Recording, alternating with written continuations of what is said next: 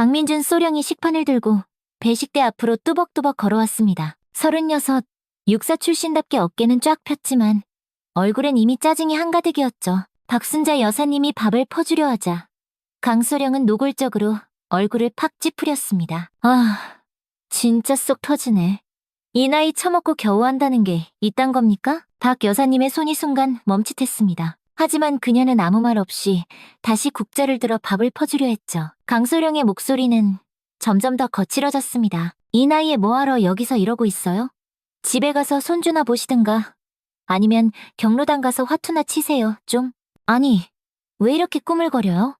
뒤에 사람들 안 보여요? 주변 병사들이 슬금슬금 고개를 돌려 쳐다보기 시작했습니다. 몇몇은 표정이 영 좋지 않았지만 감히 소령한테 한마디 할 수는 없었죠. 박 여사님은 그런데도 미소를 잃지 않았습니다.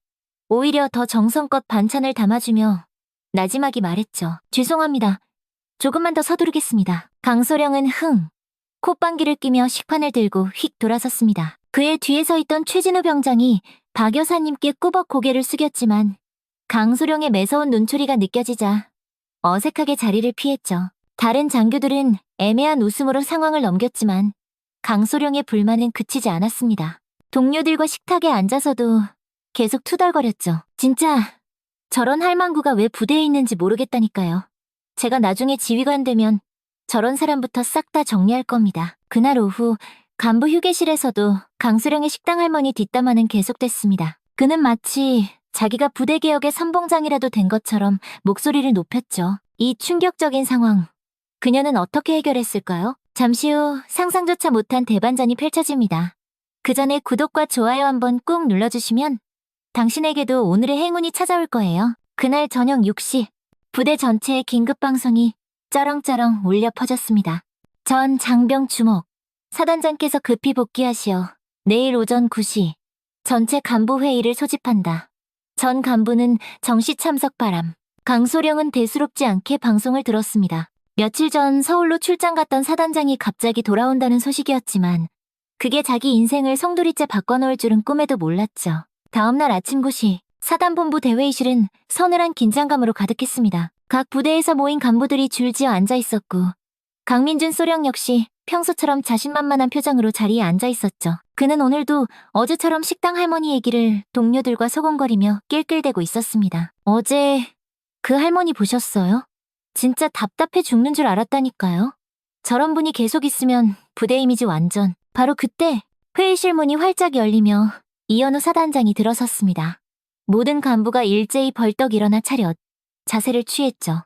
40대 초반의 이현우 사단장은 강직한 인상과 카리스마로 유명했습니다. 그런데 이상하게도 그의 뒤로 한 사람이 더 따라 들어오는 게 아니겠어요? 강소령의 눈이 휘둥그레졌습니다. 어제 자신이 그토록 모욕했던 식당의 박순자 여사님이 정복을 입고 사단장 옆에 서 있는 것이었습니다. 그녀는 어제와는 완전히 다른 당당한 모습이었죠. 강소령의 머릿속이 새하얗게 변하는 것 같았습니다. 이현우 사단장이 단상에 올라서며 차분하게 말했습니다. 모두 앉으시죠. 오늘 급히 회의를 소집한 이유가 있습니다. 간부들이 자리에 앉았지만 모두의 시선은 박순자 여사님에게 못 박혀 있었습니다. 강소령의 등줄기엔 식은땀이 주르륵 흐르기 시작했죠.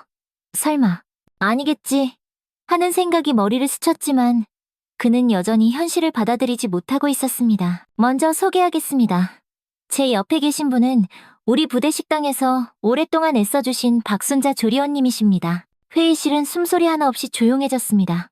이현우 사단장의 목소리가 더욱 또렷하게 울려 퍼졌죠. 그리고 제 어머니십니다. 순간 회의실 안에 폭탄이라도 떨어진 듯 정적이 흘렀습니다. 모든 간부의 시선이 약속이라도 한 듯 강민준 소령에게로 향했죠. 어제 식당에서 있었던 일을 본 사람이 한둘이 아니었기 때문입니다. 강소령은 얼굴이 새파랗게 질렸습니다. 그의 손이 부들부들 떨리기 시작했죠. 어제 자기가 내뱉었던 말들이 주마등처럼 스쳐 지나갔습니다. 할망구, 집에 가서 쉬어. 여긴 놀이터가 아니다. 모든 단어가 날카로운 부메랑이 되어 심장에 박히는 순간이었습니다. 이현우 사단장이 말을 이었습니다. 어머니께서는 지난 20년간 저희 부대를 위해 묵묵히 일해오셨습니다. 제가 소위로 임관할 때부터 지금까지 한결같이 장병들을 위해 최선을 다해주셨죠. 박순자 여사님이 조용히 고개를 숙여 인사했습니다. 그 모습에서 어제의 모욕을 견뎌냈던 깊은 품위가 느껴졌죠. 그런데 최근 일부 간부가 우리 조리원님께 부적절한 언행을 했다는 보고를 받았습니다. 강소령의 등에서 식은땀이 비오듯 흘렀습니다. 주변 동료들의 시선이 바늘처럼 따가웠죠. 어제 자기와 함께 낄낄대던 동료들마저 이제는 고개를 획 돌리고 있었습니다. 이현우 사단장의 시선이 강소령에게 정확히 꽂혔습니다. 강민준 소령? 예. 사단장님. 강소령이 거의 튕겨나가듯 벌떡 일어서며 차렷 자세를 취했습니다. 목소리가 염소처럼 떨리고 있었죠. 어제 식당에서 있었던 일 들었네. 할 말 있나? 강소령은 입을 뻐끔거렸습니다. 변명할 말을 찾으려 애썼지만 머릿속이 하얘져 아무 말도 나오지 않았죠. 자기가 한 짓이 너무나도 명백했기 때문입니다. 죄송합니다. 죄송하다는 말로 끝날 일이 아니네. 부하의 인격을 모독하고 나이를 이유로 차별한 것은 명백한 인권 침해야. 회의실 안의 공기는 얼음장처럼 차갑게 내려앉았습니다. 다른 간부들은 숨도 못 쉬고 상황을 지켜보고 있었죠. 강소령은 이제 완전히 무너져 내리는 기분이었습니다. 그때 박순자 여사님이 조용히 입을 열었습니다. 사단장님, 괜찮습니다. 저도 나이가 들어 손이 느려진 건 사실이니까요. 하지만 이현우 사단장은 단호했습니다. 어머니, 이건 개인적인 문제가 아닙니다. 군의 기강과 질서에 관한 문제입니다. 강소령은 그 순간 자신의 미래가 칠흑 같은 어둠 속으로 빨려 들어가는 것을 느꼈습니다. 승진은커녕 군 생활 자체가 끝장날 위기였죠. 회의가 끝난 후 강민준 소령은 완전히 패닉 상태였습니다. 자신의 사무실로 돌아와 문을 걸어 잠그고는 책상에 풀썩 주저앉았죠. 머릿속이 텅 비어버렸습니다. 어제까지만 해도 세상을 다 가진 듯 자신만만했던 그의 세계가 한순간에 와르르 무너져 내렸습니다. 이럴 수가 있나? 강소령은 떨리는 손으로 휴대폰을 꺼내 동기들에게 전화를 걸었습니다. 하지만 평소 친하게 지내던 동료들마저 이런저런 핑계를 대며 피하는 분위기였죠. 부대 내 소문은 이미 번개처럼 쫙 퍼져나가고 있었습니다. 점심시간이 되자 강소령은 식당에 갈 엄두도 내지 못했습니다. 대신 부대 PX에서 컵라면 하나를 사와 사무실에서 혼자 처량하게 먹었죠. 그런데 복도를 지나가는 병사들의 수근거리는 소리가 귓가에 들려왔습니다. 야, 들었냐? 어제 그 강소령 사단장님 어머니한테 완전 미친놈처럼 굴었다며. 어떻게 그런 말을 할 수가 있냐? 할머니가 얼마나 좋으신 분인데 우리가 아플 때마다 따뜻한 죽도 끓여주시고. 강소령의 얼굴이 시뻘겋게 일그러졌습니다. 분노와 절망이 뒤섞인 감정이 속에서 부글부글 끓어올랐죠. 그는 자기가 피해자라고 생각하기 시작했습니다. 내가 뭘 그렇게 잘못했다고? 그냥 일 좀 빨리 하라고 한 것뿐인데. 오후가 되자 강소령은 동료 장교들을 찾아가 해명을 시도했습니다. 하지만 반응은 싸늘했죠. 강소령, 지금은 좀 조용히 있는 게 어때? 지금 분위기 파악 안 돼? 아니, 진짜 모르고 한 거라니까요? 누가 사단장 어머니라고 알려줬냐고요? 그게 문제가 아니잖아요. 사단장 어머니든 아니든 사람한테 그렇게 말하면 안 되는 거 아닙니까? 강소령은 점점 고립되었습니다. 평소 자신을 따르던 후배 장교들까지 슬금슬금 거리를 두기 시작했죠. 그날 저녁 간부회식에서도 강소령의 자리만 횡하니 비어 있었습니다. 며칠이 지나자 강소령의 마음속에는 비뚤어진 분노가 자라나기 시작했습니다. 자신이 잘못했다는 생각보다는 박순자 여사님과 이현우 사단장에 대한 원망이 커져갔죠. 왜 미리 말 안 했어? 사단장 어머니라는 걸 왜 숨기고 있었던 거야? 강소령은 혼자 씩씩거리며 컴퓨터 앞에 앉았습니다. 부대 인트라넷 익명 게시판에 들어갔죠. 이미 자신에 대한 이야기들이 몇 개 올라와 있었습니다. 간부가 조리원 할머니한테 막말해도 되나요? 어제 식당에서 본 장면 정말 충격이었습니다. 강소령의 얼굴이 벌겋게 달아올랐습니다. 그는 익명으로 반박글을 올리기 시작했죠. 사실 그 조리원분이 너무 느려서 전체 배식 시간이 지연되고 있었습니다. 효율성을 위해 개선이 필요하다고 말한 것뿐인데 과장해서 해석하는 것 같네요. 하지만 댓글들은 더욱 가혹했습니다. 효율성? 할머니 연세가 몇인데 그런 말을 합니까? 인격 모독이 효율성인가요? 간부 마인드가 이따위니 우리 병사들은 누굴 믿고 군생활합니까? 강소령은 탁 소리가 나게 컴퓨터를 꺼버리고 주먹으로 책상을 쳤습니다. 그의 분노는 점점 통제할 수 없을 정도로 커져만 갔죠. 그날 밤 강소령은 잠을 이루지 못하고 밤새 뒤척였습니다. 머릿속에는 온갖 음모론이 소용돌이쳤죠. 이거 혹시 다 계획된 거 아냐? 사단장이 일부러 어머니 신분을 숨기고 날 함정에 빠뜨린 거야. 그래서 날 제거하려고. 강소령의 사고는 점점 더 비이성적으로 변해갔습니다. 자신의 잘못을 인정하기보다는 남 탓을 하는 쪽으로 완전히 기울어버렸죠. 이튿날 아침 강소령은 식당을 지나치며 박순자 여사님을 매섭게 쏘아봤습니다. 박 여사님은 여전히 온화한 미소로 장병들에게 식사를 나눠주고 있었죠. 그 모습이 강소령의 눈에는 더욱 가증스럽게 보였습니다. 저 할망구가 사단장 백을 이용해서 날 공경에 빠뜨린 거야. 강소령의 마음속에는 이미 복수의 씨앗이 자라고 있었습니다. 그는 이 상황을 뒤집을 방법을 찾기 시작했죠. 일주일이 지나자 강민준 소령의 상황은 더욱 나빠졌습니다. 부대 내에서 그를 보는 시선은 얼음장처럼 차가웠죠. 평소 어깨를 툭툭 치며 지내던 동료들도 하나둘씩 거리를 두었습니다. 강소령은 극심한 고립감을 느끼며 피해의식에 사로잡혔습니다. 이건 공정하지 않아. 왜 나만 나쁜 놈이 되는 건데? 말도 안 돼. 강소령은 자기 사무실에 틀어박혀 인터넷을 뒤지며 비슷한 사례들을 찾아 헤맸습니다. 그리고 국방부 인사발령 소식을 확인하던 중 충격적인 사실을 발견했죠. 차기 사단장 후보군 명단에서 자신의 이름이 빠져 있었던 것입니다. 이럴 수가. 내가 당연히 후보에 있었는데. 강소령은 분노로 부들부들 떨었습니다. 그동안 자신이 피땀 흘려 쌓아온 경력과 실력을 인정받아 사단장 후보까지 올랐었는데 이번 일로 모든 게 물거품이 된 것 같았죠. 이게 다 그 할망구 때문이야. 사단장이 지 엄마를 이용해서 날 제거하려는 음모라고. 강소령의 사고는 완전히 음모론에 잠식당했습니다. 그는 이 상황을 뒤집기 위한 위험한 계획을 세우기 시작했죠. 컴퓨터 앞에 앉아 박순자 여사님의 인사기록을 몰래 뒤지기 시작했습니다. 며칠 밤낮으로 조사한 끝에 강소령은 박 여사님의 과거 기록에서 의심스러운 부분을 찾아냈습니다. 20년 전 부대 조리원으로 채용될 당시의 서류 일부가 누락되어 있었던 거죠. 찾았다. 이거다. 자격 미달로 부정 채용된 거야. 강소령은 마치 보물이라도 찾은 것처럼 희열을 느꼈습니다. 그는 박 여사님의 출입 기록을 조작하기 시작했죠. 근무 시간을 멋대로 수정하고 잊지도 않았던 지각 기록을 만들어냈습니다. 무자격 근무자가 20년 동안 불법으로 일해왔다고 터트리는 거야. 그러면 사단장도 제 어머니를 감싸진 못하겠지. 강소령은 교묘하게 서류를 조작했습니다. 전산 시스템에 몰래 접속해서 박 여사님의 근무 평가를 최하점으로 바꿔놓기도 했죠. 그리고 마지막으로 국방부 감찰실에 익명으로 신고 메일을 보냈습니다. 제7보병사단 구내식당의 무자격 조리원이 장기간 근무하고 있으며 이는 사단장의 개인적 이해관계와 연관되었을 가능성이 매우 높음. 정확한 조사를 요청함. 신고를 마친 강소령은 만족스러운 미소를 지었습니다. 이제 감찰단이 내려와 조사를 시작하면 박순자의 비리가 드러날 것이라고 확신했죠. 이번엔 내가 이길 차례야. 감정 싸움이 아니라 시스템으로 해결하는 거지. 며칠 후 정말로 국방부 감찰실에서 조사팀이 파견된다는 공문이 내려왔습니다. 강소령은 속으로 쾌재를 불렀죠. 이현우 사단장은 감찰 소식을 듣고 당황했습니다. 어머니와 관련된 조사라는 것을 알고는 더욱 가슴이 철렁 내려앉았죠.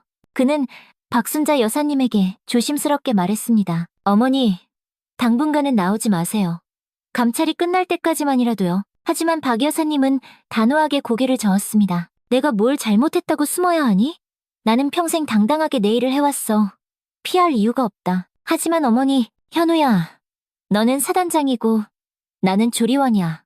각자 자기 자리에서 최선을 다하는 게 맞는 거 아니겠니? 박 여사님의 의연한 모습에 이현우는 더욱 마음이 아팠습니다. 어머니가 이런 험한 일을 겪게 된 것이 전부 자기 탓인 것만 같았죠. 강소령은 감찰단이 도착하기를 손꼽아 기다렸습니다. 이제 모든 진실이 밝혀지고 자신이 정당했다는 것이 증명될 것이라고 굳게 믿었죠. 그는 이미 감찰관들에게 제출할 추가 조작 자료들까지 완벽하게 준비해두었습니다. 이번엔 내가 이긴다.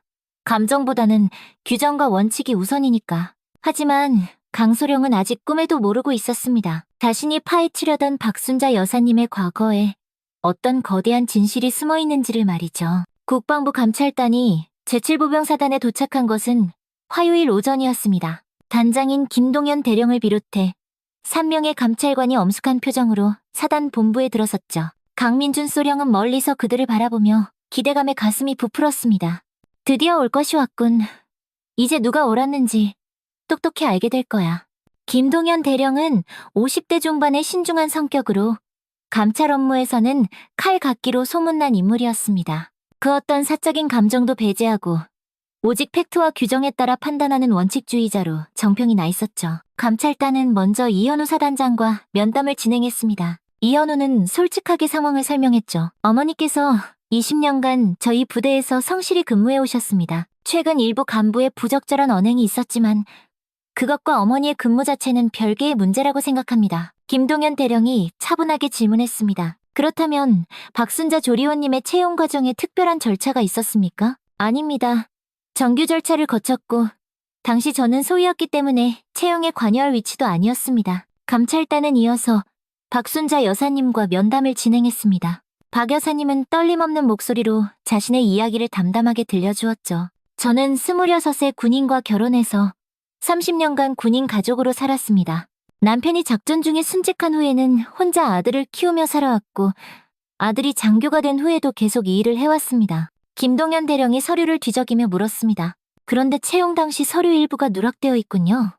이 부분에 대해 설명해 주시겠습니까? 그때는 지금처럼 전산화가 되어 있지 않아서 서류 관리가 지금처럼 체계적이지는 못했습니다. 하지만 분명 정당한 절차를 거쳐 채용되었습니다. 강소령은 이 대화를 멀리서 엿들으며 쾌재를 불렀습니다. 그렇지. 서류 누락. 저게 문제가 될 거야. 그런데 김동현 대령이 박 여사님의 인사 기록을 더 자세히 살펴보던 중 특이한 점을 발견했습니다. 오래된 서류 뭉치 속에서 빛바랜 사진 한 장이 나온 것이죠. 이 사진은 무엇입니까? 박 여사님이 사진을 보더니 잠시 말을 잇지 못했습니다. 그것은 30년 전 남편의 동기들과 함께 찍은 단체 사진이었습니다. 김동현 대령이 사진 속 한 사람을 가리키며 물었습니다. 이분은 혹시 이정훈 소령 아니십니까? 박 여사님이 조용히 고개를 끄덕였죠. 네, 제 남편입니다. 지금은 고인이 되었지만요. 순간 김동현 대령의 표정이 굳어졌습니다. 그는 즉시 군 인사기록 데이터베이스에 접속해 이정훈이라는 이름을 검색했죠. 그리고 놀라운 사실을 발견했습니다. 이정훈 소령, 대침투 작전 중 순직, 전사자 명단에 등재되어 있군요. 그리고 박순자 여사님은 국가유공자 가족으로 등록되어 있습니다. 감찰관들이 술렁이기 시작했습니다. 김동현 대령은 더 자세한 조사를 위해 국가보훈처 데이터베이스까지 확인했죠. 박순자 여사님, 당신은 현재까지도 국가유공자 유족 예우를 받고 계십니다. 그리고 남편분께서는 화랑무 공훈장까지 받으셨군요. 박 여사님은 조용히 고개를 숙였습니다. 남편 일로 특별 대우를 받고 싶지 않아서 그런 이야기는 아무에게도 하지 않았습니다. 그냥 제 몫의 일을 묵묵히 하고 싶었을 뿐입니다. 김동현 대령은 강소령이 제출한 민원 내용을 다시 찬찬히 살펴보았습니다. 무자격 근무자라고 신고했는데 실제로는 국가유공자 가족이 정당한 절차를 거쳐 근무하고 있었던 것이죠. 이상하군.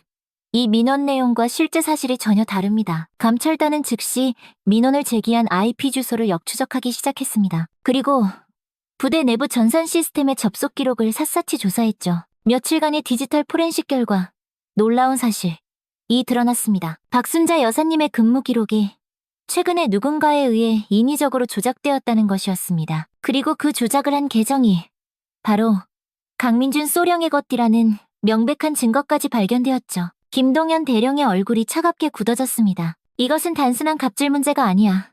공문서 위조와 무고죄에 해당하는 중범죄다. 강소령은 아직도 모르고 있었습니다. 자신이 파헤치려던 진실이 오히려 자신을 파멸로 이끌고 있다는 사실을 말이죠. 김동현 대령은 조사 결과를 정리하며 심각한 표정을 지었습니다. 단순한 갑질 민원 조사로 생각했던 것이 공문서 위조와 허위 신고라는 중대한 범죄 행위로 드러났기 때문이었죠. 그는 즉시 강민준 소령을 감찰실로 소환했습니다. 강민준 소령, 지금 즉시 감찰실로 출석 바랍니다. 강소령은 여전히 자신만만한 표정으로 감찰실에 들어섰습니다. 자신이 제출한 증거들로 인해 박순자 여사님의 비리가 드러났을 것이라고 철석같이 믿고 있었죠. 수고 많으십니다. 조사 결과는 어떻게 나왔습니까? 김동현 대령이 서류 뭉치를 책상에 탁 내려놓으며 얼음장같이 차가운 목소리로 말했습니다. 강소령, 당신이 제출한 민원 내용에 대해 몇 가지 묻겠소. 박순자 조리원을 무자격 근무자라고 신고했는데 근거가 무엇입니까?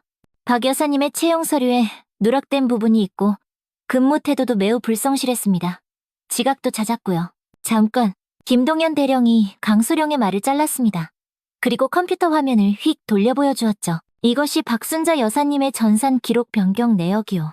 최근 일주일 사이에 여러 차례 수정된 흔적이 있더군. 그런데 이 수정을 한 계정이 바로 당신 계정이야. 강소령의 얼굴이 순간 새하얗게 질렸습니다. 자신이 조작한 기록들이 모두 추적되었다는 것을 깨달았죠.